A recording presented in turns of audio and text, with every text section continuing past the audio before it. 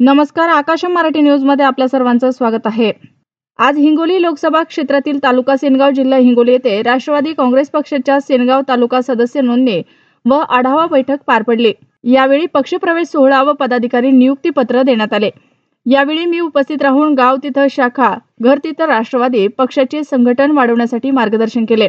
यावेळी जिल्हाध्यक्ष माननीय बीडी भाऊ वांगर, विधानसभा नेते माननीय प्रकाश भाऊ थोरात, ओबीसी प्रदेश उपाध्यक्ष सीताराम मामा जवळेकर, विधानसभा अध्यक्ष बबनराव गलांडे, सेनगाव तालुकाध्यक्ष विकासजी शिंदे, हिंगोली तालुकाध्यक्ष रवी डोरले, युवक प्रदेश सचिव सुजय देशमुख, कळमनुरी तालुका अध्यक्ष विजयराव गावंडे, सूरज वडकुते, देविदासराव गाडे, अतिक अत्तार, सचिन म्हस्के, बाळासाहेब म्हस्के, प्रकाश पाटील, नारायण पाटील, मोहन पाटील, कळमनुरीचे मैड मामा व इतर पदाधिकारी कार्यकर्ते आदी जण उपस्थित होते।